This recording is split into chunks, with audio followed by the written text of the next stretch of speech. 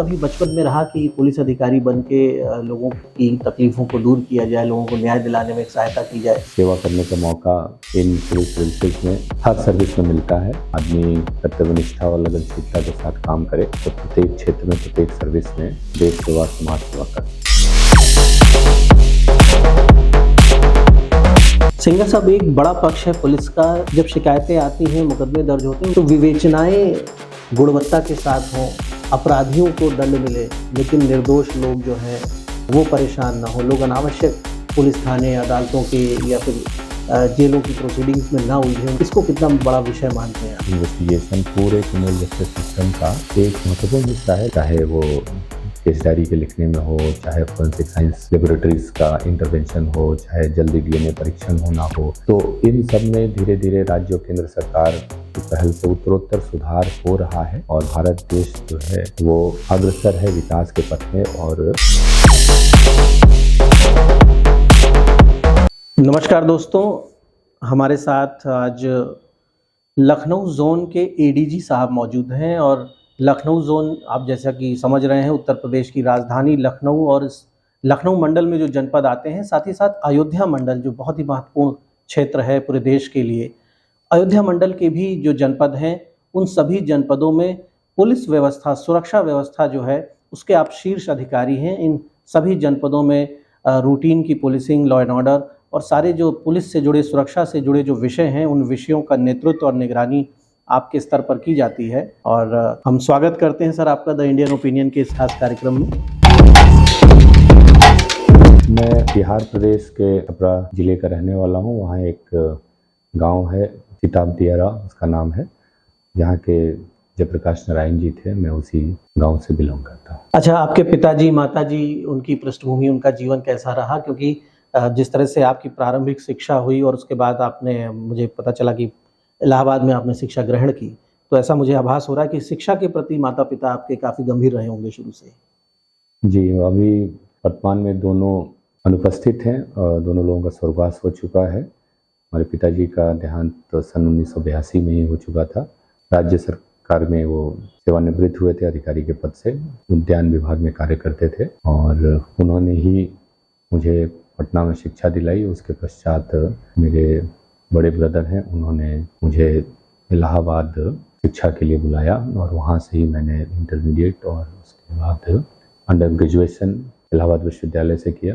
तत्पश्चात मैं उच्च शिक्षा के लिए फिर दिल्ली आ गया था। पुलिस सर्विसेज को लेकर, यूपीएससी को लेकर मन में कैसे विचार आए और कैसे ये निर्णय हुआ कि यूपीएससी की ओर चला जाए? मैं जब पोस्ट ग्रेजुएशन जवाहरलाल नेहरू विश्वविद्यालय से फिनिश कर रहा था, तभी सारे लोग एक विश्वविद्यालय में, जिसका नाम आज की डेट में राजीव गांधी विश्वविद्यालय है, वो केंद्रीय विश्वविद्यालय है, अरुणाचल प्रदेश में स्थित है। तो लोगों ने आवेदन किया, मैंने भी किया और मुझे वहाँ पे सेवा करने का मौका मिला। तो करीब 3 वर्ष मैंने वहाँ पे पोस्ट ग्रेजुएट स्टूडेंट्स को पढ़ाया। उसी दौरान हमने फॉर्म भरे और कई साथ के लोग एग्ज़ाम दे रहे थे, तो मैंने भी दिया। बचपन में ज़रूर देखा था कुछ अधिकारियों को कार्यरत रहते हुए और सेवा करते हुए, तो मेरा सौभाग्य था कि फिर मेरा चयन पहले इंडियन रेवेन्यू सर्विस में और उसके पश्चात फिर इंडियन पुलिस सर्विस में हुआ।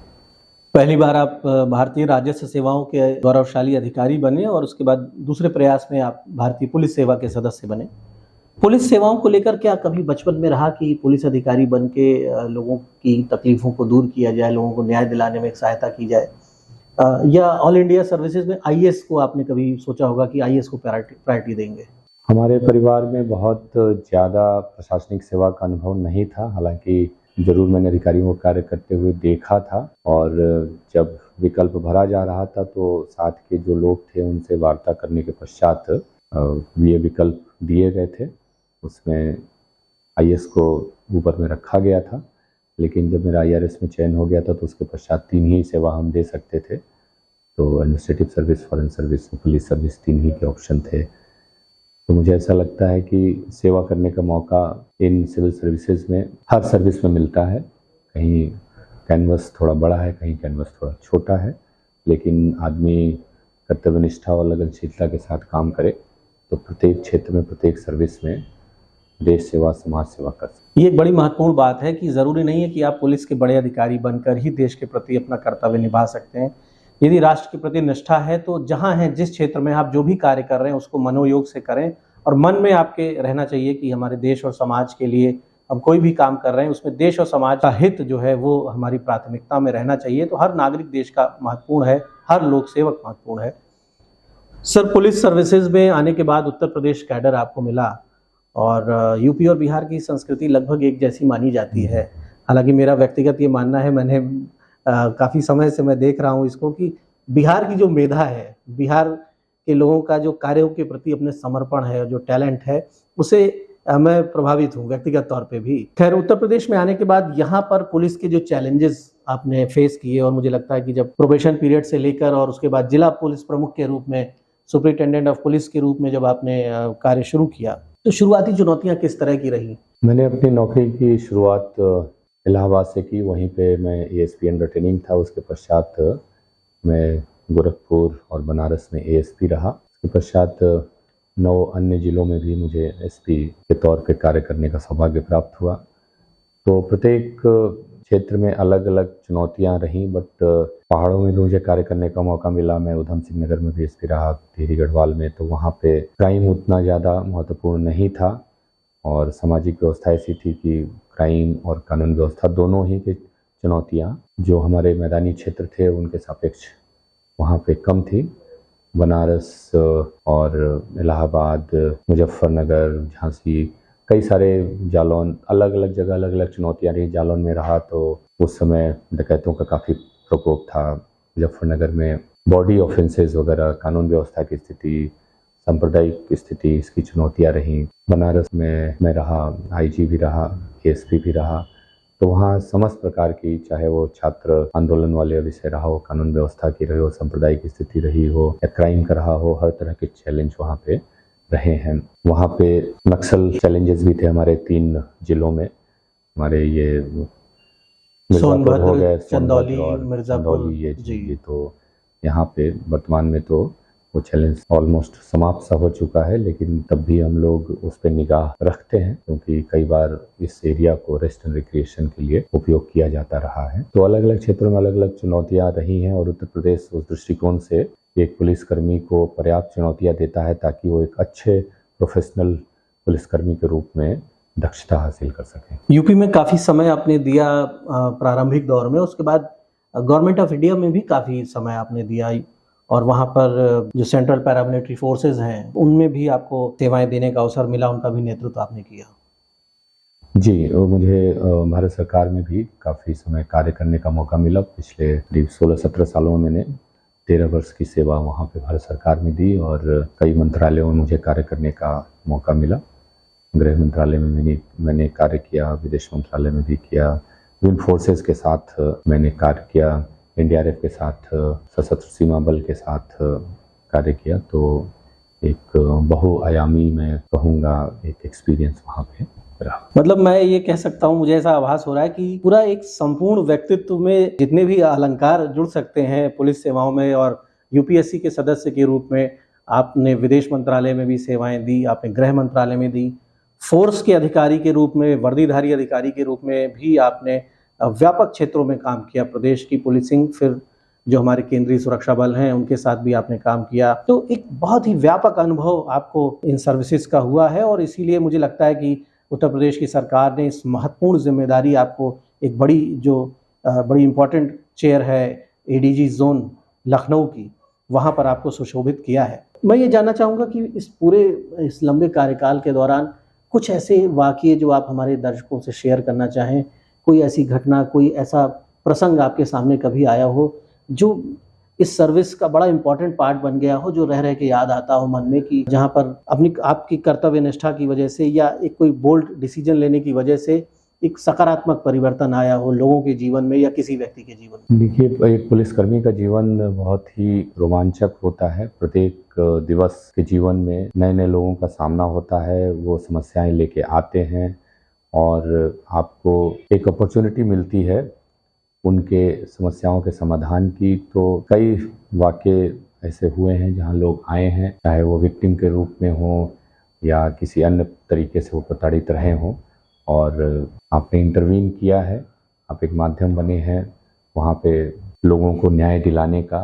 सफलताएं हर जिले में मैंने महसूस किया कि मिली हैं और कानून व्यवस्था में भी मैंने देखा कि कई बार तत्पर रहने से, जो आपके फ़ोन आ रहे हैं उसको टाइमली अटेंड कर लेने से, मैंने देखा कि सांप्रदायिक स्थिति जो काफ़ी विस्फोटक हो सकती थी, समय रहते उसको इंटरवीन करने से स्थिति नियंत्रित हो गई और जान और माल का नुकसान कम से कम हुआ। तो मुजफ्फरनगर जिला उस दृष्टिकोण से, मैं 2 वर्ष वहाँ पे रहा एसएसपी, वो बहुत चुनौतीपूर्ण रहा और जन सहयोग से, एक अच्छी टीम भावना से कार्य करने के कारण वो 2 साल मैं समझता हूँ कि बाय एंड लार्ज सक्सेसफुली वो बीता। सिंगर साहब, एक बड़ा पक्ष है पुलिस का कि पुलिस न सिर्फ नियंत्रण रखती है अपराधियों पे, समाज को अनुशासन में भी रखती है, बल्कि जब शिकायतें आती हैं, मुकदमे दर्ज होते हैं, उनकी विवेचनाएं और जांच और विवेचना, इन्वेस्टिगेशन का जो पार्ट है।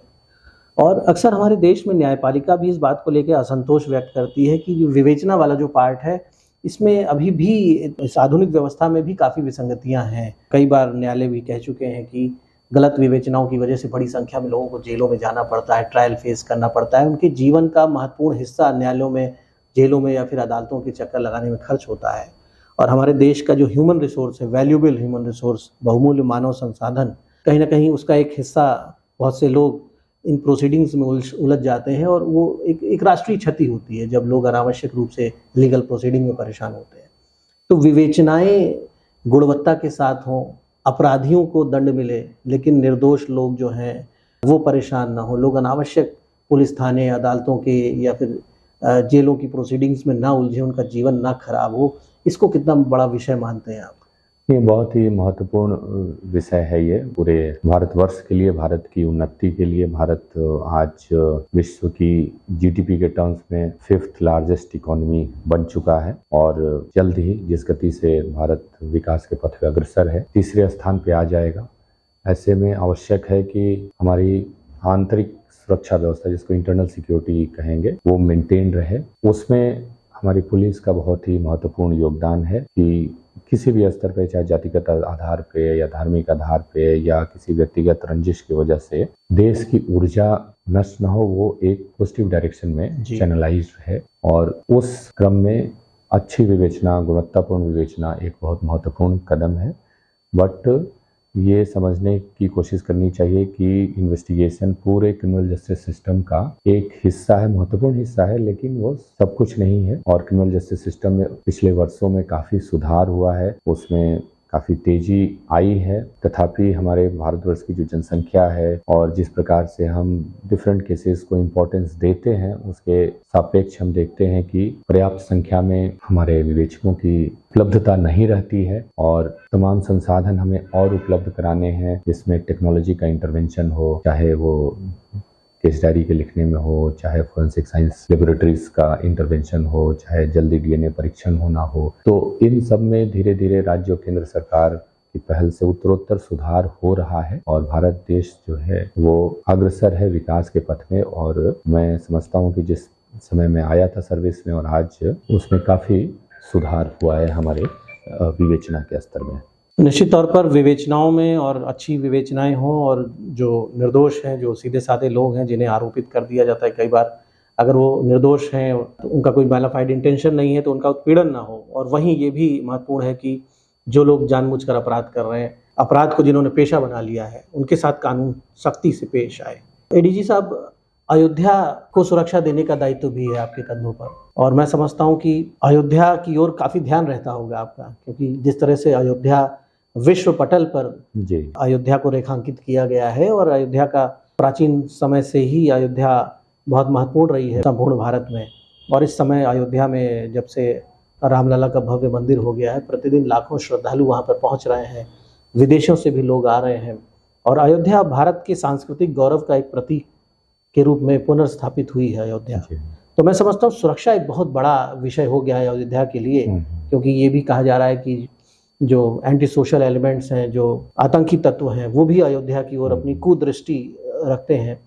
तो अयोध्या में आने वाले लोगों के लिए, अयोध्या के लोगों के लिए किस तरह का सुरक्षा का भरोसा आप देना चाहेंगे? मैं बताना चाहूँगा कि अयोध्या में सुरक्षा देने के लिए हमारी राज्य सरकार माननीय मुख्यमंत्री जी के नेतृत्व में और साथ ही साथ वहाँ पे हमारे केंद्र के जितने भी फोर्सेज हैं, तो केंद्र सरकार भी अपने हर रिसोर्स वहाँ उन्होंने मोबिलाइज कर रखे हैं और कृत संकल्प हैं कि जो भी हमारे दर्शनार्थी वहाँ पे आ रहे हैं उनको स्मूथली दर्शन हो और सुरक्षा की कोई भी चुनौती जो भी होगी उसको हम हैंडल करने के लिए सक्षम हैं।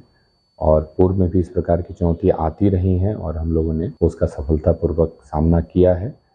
तो विश्वास दिलाना चाहूँगा कि राज्य और केंद्र सरकार पूरी तरह कृत संकल्प है और आप आराम से आएँ सुरक्षा की भावना के साथ और आपका निर्बाध गति से बगैर किसी प्रकार के आपको विषमता के बगैर किसी दिक्कत के आपका दर्शन होगा। और इसके लिए विभिन्न प्रकार के विभाग हमारे जो हैं, चाहे वो पर्यटन विभाग हो, रेवेन्यू डिपार्टमेंट हो, पुलिस विभाग हो, सारे लोग एक टीम भावना के साथ, चाहे हमारे ट्रस्ट के लोग हों, सब लोग हम लोग एक टीम बन के काम कर रहे हैं।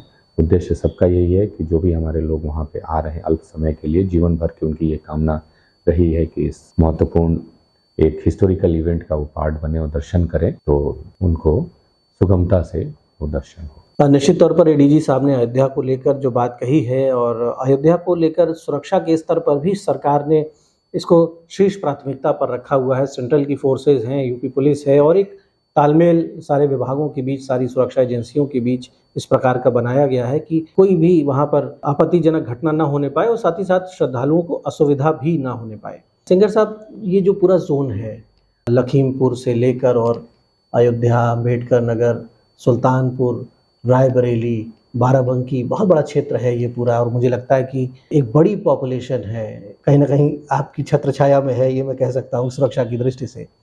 तो इन जनपदों को जब आप देखते हैं, इस बहुत बड़े क्षेत्र को जब आप देखते हैं, तो बाराबंकी की कुछ चुनौतियां हैं, वहाँ पर कुछ नार्को ट्रेड की बातें भी आती हैं, लैंड डिस्प्यूट हर जगह बढ़ते जा रहे हैं, रेवेन्यू से जुड़ा हुआ इशू है, लेकिन पुलिस को भी उसमें दखल देना ही पड़ता है क्योंकि आज भी मुझे लगता है कि आपके पूरे जोन में जो मर्डर्स हो जाते हैं, कई बार जो बॉडी रिलेटेड ऑफेंसेस हो जाते हैं, कोई किसी को घायल कर दे रहा है, मार दे रहा है, उसमें ज़मीनी विवाद का एक बड़ा रेशियो है। मुझे लगता है मोर देन 50%, कई बार आधे से अधिक हत्याएं भूमि विवाद में हो जाती हैं। तो भूमि विवाद को लेकर और इस पूरे जोन में भूमि विवाद है, ड्रग्स के मामले हैं, इस पूरे जोन में जब आप पर्यवेक्षण करते हैं तो कौन कौन से प्रमुख बिंदु हैं जिन पर आप एसपीज को आप कहते हैं ज़्यादा ध्यान देने के लिए?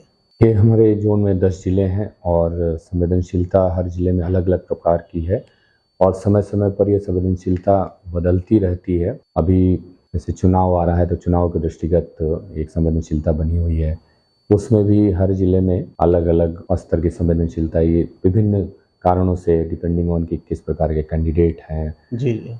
कई जगह जैसे आपने बताया कि नार्को की हमारी बाराबंकी में, अम्बेडकर नगर में सांप्रदायिक रूप से रहा है, अयोध्या में के कोतवाली क्षेत्र में, कुछ और थाना क्षेत्रों में भी सांप्रदायिक रूप से संवेदनशीलता रही है। अयोध्या में हमारे तीर्थयात्रीगण आते रहते हैं। अभी रामनवमी का त्यौहार होने वाला है 17 अप्रैल को, तो वो उस त्यौहार को सकुशल संपन्न कराना एक हमारे पूरे प्रशासन के लिए चुनौती है। और साथ ही साथ आपने बताया कि वो क्राइम जो होते हैं, बॉडीली ऑफेंसेस, प्रॉपर्टी ऑफेंसेस, और विभिन्न प्रकार के तीर्थयात्रीगण विभिन्न राज्यों से आ रहे हैं, तो उनके साथ भी किसी प्रकार का कोई घटना अयोध्या में न हो। तो इस प्रकार की चुनौतियां हर जिले में अलग अलग हैं और उसके प्रति हमारे जितने भी पुलिस अधीक्षक साहिबान हैं वो सजग हैं। प्रत्येक दिन उनसे हम लोगों की वार्ता होती है और डे टू डे बेसिस पे हम लोग अपने रिस्पॉन्स को कैलिब्रेट करते हैं कि आज की तिथि में हमारे लिए क्या एक चैलेंज है, कल क्या है, अगले हफ्ते क्या है। अभी जैसे कि विभिन्न प्रकार के त्यौहार आ रहे हैं, हमारा होली का त्यौहार है, रमजान का है, अलविदा जुम्मे की नमाज होगी, तो पूर्व के जो हमारे इंसिडेंट्स हुए रहते हैं, हमारे पास परिबोध आख्याएँ होती हैं,